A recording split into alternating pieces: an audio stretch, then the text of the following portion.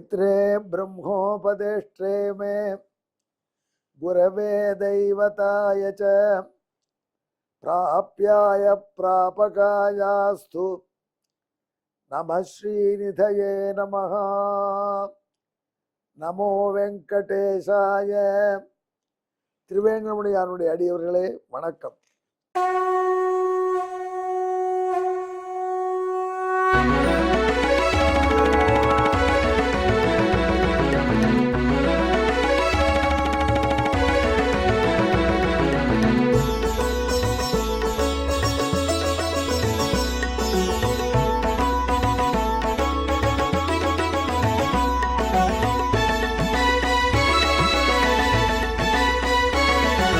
सहस्रनामं सहस्रनामं श्रीवेङ्कटेश सहस्रनामं सहस्रनामं सहस्रनामं श्रीवेङ्कटेश सहस्रनामं।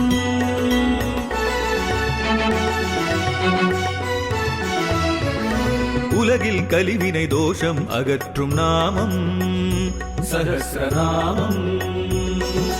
உயர்வுகளை வாழ்வில் அளிக்கும் நாமம் சஹஸ்ரநாமம். திருமலையில் தினம் அர்ச்சனை நடைபெறும் நாமம் சஹஸ்ரநாமம்.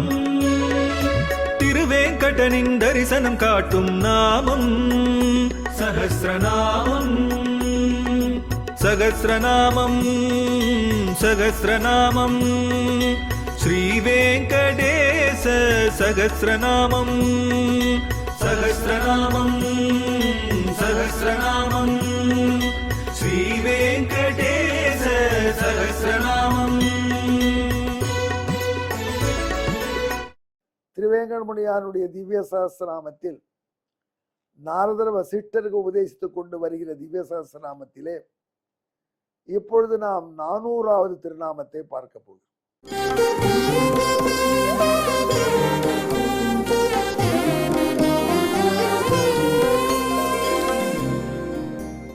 இந்த திருநாமம் கேசி தைத்திய பயங்கரா என்பது. கேசி என்கிற குதிரை வடிவத்தில் வந்த அசுரனுக்கு பயங்கரனாக இருந்த பெருமான்.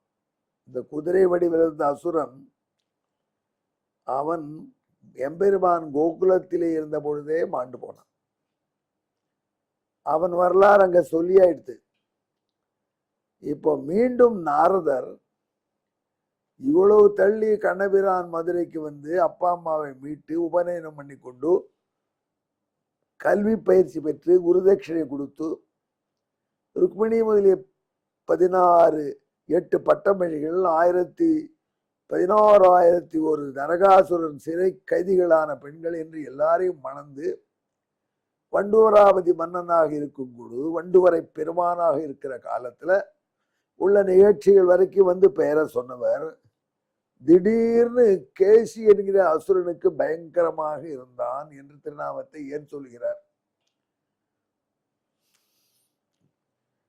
அப்போதான் ஞாபகம் வந்து ஒரு நிகழ்ச்சி. உங்களுக்கு தெரியுமா, மாணிக்க வாசகர் பரமசிவ பக்தர். திருவாத ஊர்னு ஒரு ஊர் மதுரைக்கு பக்கத்தில் இருக்கு. மதுரையிலேருந்து திருமோகூர் வழியா, திருமோகூர் திவ்யதேசம் வழியா திருவாத ஊருக்கு போகணும். அந்த மாணிக்க வாசகரை அரிமர்தன பாண்டியன் தனக்கு மந்திரியாக வைத்திருந்தான். ரொம்ப கெட்டிக்காரர். அப்பேற்பட்ட மாணிக்க வாசகர் மதியூகியான மந்திரின்னு அவர்கிட்ட சொல்லி கடற்கரை துறைமுகத்துக்கு போய் அங்கே அரேபியர்கள் கொண்டு வர குதிரையை வாங்கி கொண்டு வர வேண்டும் என்று ஏகப்பட்ட பொன் நாணயத்தையும் கொடுத்து அனுப்பிச்சிட்டான். இந்த மாணிக்க வாசகர் போனார். உத்தரகோசை அந்த இடத்த உத்தரகோசம் அங்கே தாண்டினார்.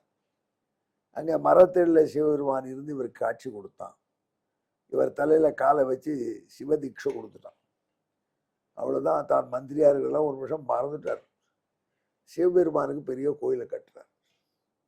கொண்டு வந்த காசு முழுக்க குதிரை வாங்க வந்த காசு அத்தனையும் நல்ல அரேபி குதிரைகளுக்காக, அஸ்வங்களுக்கான காசு.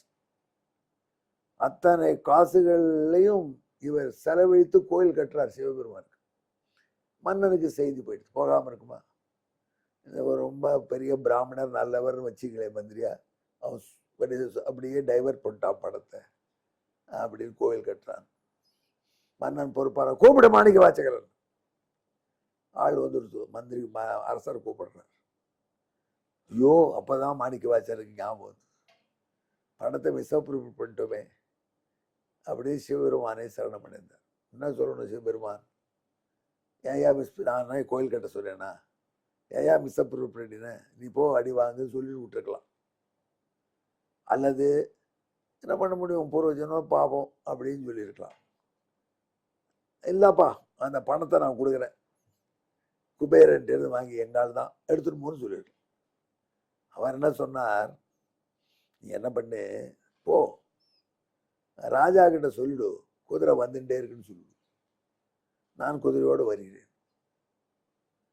உடனே சரின்ட்டார் மாணிக்க வாசகர். பெரும் பகவான் அவருடைய இஷ்ட தேவதை சிவபெருமான் சொன்ன பிறகு நம்பிக்கை குறைவென்ன. அங்கேருந்து உத்தரகோசம் அங்கிருந்து மதுரைக்கு அழைத்து வரப்பட்டார். எங்கேயா எவ்வளோ குதிரை வாங்கினேன்னா, அதுக்கு கணக்கு இல்லை, எங்க குதிரை அப்படி வந்து கொண்டு இருக்கிறது பார் அப்படின்னார். வருகிறது பார் சொன்னா ஜம்னு ஒரே வாழை தூக்கி ஆட்டிட்டு குதிரைகள் வரும், ஆயிரக்கணக்கான குதிரைகள். பார்த்து ஹரிமந்திரன் சந்தோஷப்பட்டான். அவன் பற்றி அவதூறு சொன்னாங்க, படுவாய் நீ ஆனஸ்டியா, எனக்கு தெரியும் அப்பவே அப்படின்னு மந்திரியை கட்டினான், தழுவினான். குதிரைகளை பார்த்தான். அந்த குதிரை தலைவன் அரவியன் அப்படி தாடியோட வந்து நின்னான். மன்னா இதான் குதிரை, தேக்கோ பார்த்துக்கோ. இதெல்லாம் அஸ்வம்னு பேர் சமஸ்கிருதத்தில். அஸ்வம்னா என்ன, ஸ்வஹான்னா சான்ஸ்கிரிட்ல நாளைக்குன்னு அர்த்தம், அஸ்வம் நாளைக்கு இருக்காதுன்னு அர்த்தம். என்னன்னா செக் பண்ணிக்கோ, அசல் அஸ்வங்கள் அப்படின்னு. அது என்ன சொல்றான்னு எனக்கு புரியல. அஸ்வங்கள் சான்ஸ்கிரிட்ல பேரு, அதை பார்த்துக்கோன்னு சொல்றாங்கிறான். ஓகே, நன்னா பார்த்துக்கலாம். இந்த பரமேஸ்வரன் என்ன பண்ணியிருக்கார், காட்டுல ஓடிய நரியெல்லாம் குதிரையா மாத்திட்டு வந்திருக்கார். ஏன் அவருக்கு குதிரையே வாழ்ந்து முடியாதானே? அவர் விளையாட்டை பாருங்க, திருவிளையாடல். எல்லாத்தையும் கொண்டு போய் கொட்டில் கட்டிவிட்டான். கட்டினா அந்த குதிரைகள்லாம் ராத்திரி ஆனவுடனே நெறியாயிடுச்சு. பக்கத்தில் இருக்கிற குதிரை பழைய குதிரையை கடிக்க ஆரம்பிச்சு. ஒரே அல்லோல கல்லோல சுத்தம். ராஜா பார்த்தான், ஏதோ மந்திரி ஃப்ராடு, நீ ஏதோ மந்திரம் ஜெபிச்சு நிறைய பரியாக்கிட்ட, கட்டி போடுறா இவரை அப்படின்னு. அவன் ஏன்பா இவர் சொல்றார், மன்னா அவனே சொன்னான்னு சொல்லி விற்கிறவன், நாளைக்கு இருக்காது இந்த குதிரை இல்லான்னு. அப்பயும் புரிஞ்சுக்க வேண்டாமாங்கிறார். நீ உனக்கு அவனுக்கு தான் தெரியும் உட்கை, என்ன படத்தை போட்டீங்கன்னுட்டான் ஜெயிலில். இது அந்த இடத்துல நீலகண்ட தீட்சிதர் சிவலீலாரணத்தில் எழுதுறார். அஸ்வங்கள் அழகா சொல்றாரு, அஸ்வங்கள்லாம் நாளைக்கு இல்லாது. அதே மாதிரி கேசி என்ன பண்ணா, அஸ்வ வடிவத்தில் வந்தான், நாளைக்கு இல்லாதவன் வடிவத்தில் வந்தான். அதாவது அவனுக்கு தெரியும் நாம போறோம். அந்த காலத்துல உபன்யாசிகள் சொல்லுவான், யாராவது அசுரன் கோகுலத்துக்கு போக சொல்லி கம்சன் சொன்னான்னா அவன் கொஞ்சம் அரிசி எடுத்துட்டு வருவாங்களாம். எதுக்கு என் அரிசி கொண்டு வரேன், என் வாயில போட்டு போய் வாய்க்கு அரிசி. மன்னா நீ தான் என்னை வளர்த்த, உனக்காக போறேன், ஆனால் திரும்பி வர போறது இல்லை, வாய்க்கரிசி இப்போ போட்டு விட்டுருவோங்க ஐயாலும் வாய்க்கரிசி போட்டு போயிடுவாங்கன்னு வேடிக்கையாக சொல்லுவாங்க. அந்த மாதிரி தானும் வாய்க்கரிசி போட்டு கிளம்பிட்டான். கம்சன் நம்மளை அனுப்புறான்னு. நாம் அஸ்வன் வடிவத்தில் வந்தோம், நாளைக்கு இருக்க போகிறது நிச்சயம்னு நினச்சின்னு வந்தான். அதே மாதிரி கண்ணபிரான் நம்ம ரெண்டா பிளந்து கொண்டுட்டான். குதிரையே அந்த பிளாஸ்டிக் குதிரையை டபாலும் உடைக்கிற மாதிரி நடுவில் போட்டு ரெண்டு கையும் கொண்டுட்டான், பிளந்துட்டான். அதே மாதிரி ஜராசந்தனும் ஜாயிண்ட், அவனையும் பழக்கணும். அதை பீமனை விட்டு பழக்க பண்ண போறார், நான் பண்ணல. அதான் நாரதர் யோசிக்கிறார், பகவானே நீ கேசியை மட்டும் கொண்டுட்டீங்க, ஏன் ஜராசந்தனையே கொல்லல? 18 தடவை படையெடுக்க வந்தா சரி, 18ஆம் தடவை ஆன உடனே கொன்னையா? இல்லை. அதுக்கு பகவான் தர்மபுத்திரோட ராஜசூயாக வரைக்கும் வெயிட் பண்ணி பீமனை அழைத்து கொண்டு போய் பீமன் மூலம் கொன்னார்.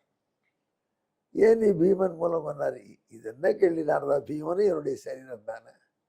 இல்லை, என்ன மர்மம்னு கேட்டார். இதை பாரு, எல்லாத்தையும் நானே செய்தேன்னு இருக்கக்கூடாது, என் அடியவர்களும் ஒருத்தருக்கு ஒரு பெருமை தரணும் பண்ணேன். இப்படி கேசிக்கு பயங்கரமா இருந்தவன் ஜராசந்தனை பொழுது காட்டி தண்ணி காட்டி விட்டு விட்டு கொண்டானே, அது ஞாபகம் வந்துடுத்து. ஜராசந்தனுக்கு 18 சான்ஸ், கேசிக்கு ஒரு சான்ஸும் கொடுக்கல. அப்படி கேசி தைத்தியரை முதல் தடவையே பார்த்த பொழுது கேசியேஸ்வரருக்கு நெஞ்சிலே பேரிடி, ஹார்ட் அட்டாக் வர முடியாது இருந்து கொன்றான் என்று நினைத்து அதைத்தான் கேசவன் என்றவருக்கு நாம் பெயர் சூட்டுகிறோம் என்று நாரதர் சந்தோஷப்பட்டு சொல்றார். கேசி தைத்திய பயங்கராய நமகா. இதற்கு சம்ஸ்கிருத அடிப்படை ஸ்லோகம்.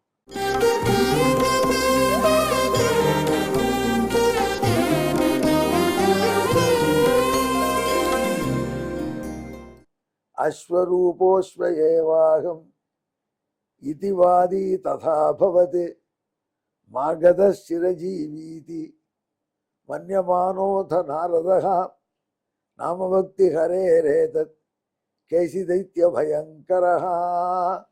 கான்ட்ராஸ்ட்ல ஒரு கேசி ஞாபகம் வந்துட்டான். கேசி தைத்தியனை, கேசி என்கிற அசுரனை பயங்கரமா இருந்து சம்பரித்த கண்ணபிரான் நமக்கு வரக்கூடிய விரோதிகள் எல்லாம் போக்கடிப்பான். இந்த திருநாமத்தை ஜபித்தால் திருவேங்கடவனாக இருந்து கொண்டு எங்கே இந்த திருநாமத்தை என்னுடன் கலந்து ஜபியுங்கள். திருவேங்கடமுடியானை தியானம் பண்ணிக்கொள்ளுங்கள். கேசி ரூப தைத்திய பயங்கராய நமஹா, இல்ல கேசி தைத்திய பயங்கராய நமஹா. இதற்கு தமிழ் கேளுங்கள். கேசி நாளை இல்லை நான் என்று அஸ்வமாகினான். அவன் நாளை நான் கிடையாதுன்னு அஸ்வமாயிட்டான். அவனுக்கு நாளை இல்லை என்ற எண்ணம். நாம் கூட அப்படித்தான் வாழணும். யாருக்கு நாளை இல்லையோ அவர் தான் நல்லவர்கள். நாளை இல்லைன்னா நாளையை பற்றி சிந்தனை இல்லை.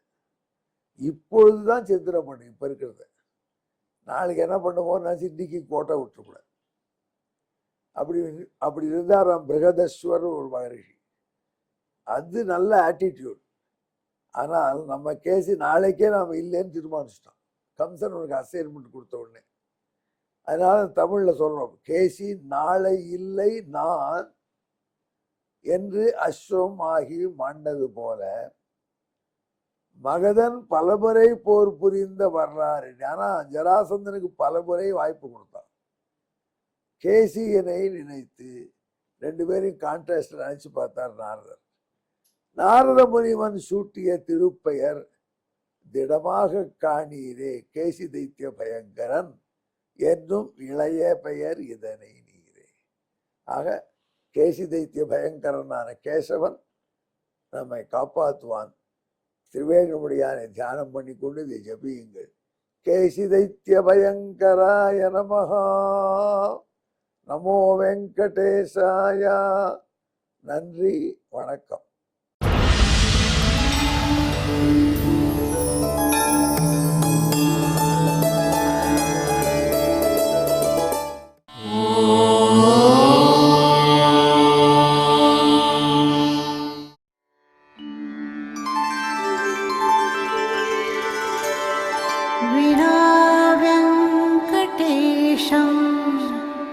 ननाथो ननाथः सदा वेङ्कटेशं स्मरामि स्मरामि. हरे वेङ्कटेश प्रसीद प्रसीद. प्रियं वेङ्कटेश प्रयच्छ प्रयच्छ.